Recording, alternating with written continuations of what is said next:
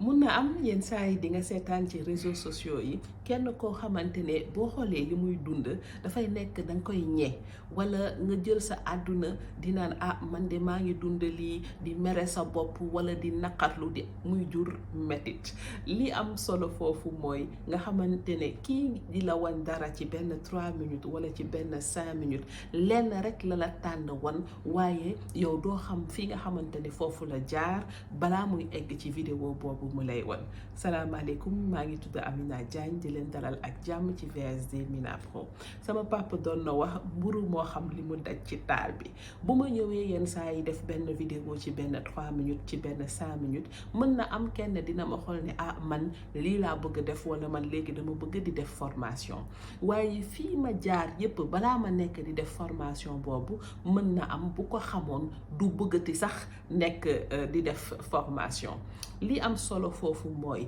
saa boo seetaanee dara ci internet bi nga jàpp ne man bëgg naa mel ni kii wala bëgg naa liggéey li nga xamante ne nit ki moom lay liggéey au lieu nga toog di mettitlu sa dund wala au lieu nga toog di ñaxtu ci li nga xamante ne moom koy dund li am solo mooy saa boo gisee lu mel noonu rek nga jóg dem laajte mën nga sax laaj nit ki fan nga war a jaar ba egg fii nga xamante ne moom egg na fa. léegi boo demee ba xam yoon bi pour mun a egg foofu li nga war a def léegi nag mooy nga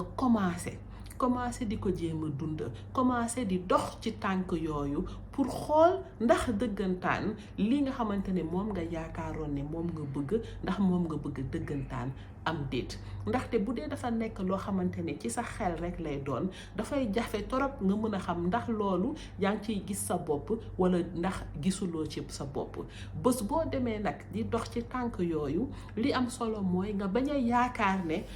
tey de lii neexuma waaye ëllëg dina ma neexe ji même bu dee yaa ngi ci commencement bi lii nga xamante ne moom ngay dund dafa war a nekk loo xamante ne yaa ngi ciy gis sa bopp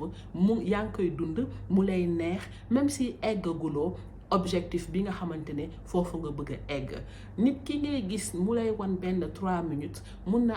am na ay gàllankoor yu bëri yoo xamante ne dund na ko ay jafe-jafe yu bëri yoo xamante ne dund nga ko waaye moom résultat bi rek la lay wan. kon li ma leen di ñaax pour semaine yi di ñëw mooy saa boo seetaanatee vidéo gis ne am na lenn loo xamante ne bëgg nga ko am te amoo ko demal gëstu nga xool yan formation nga war a def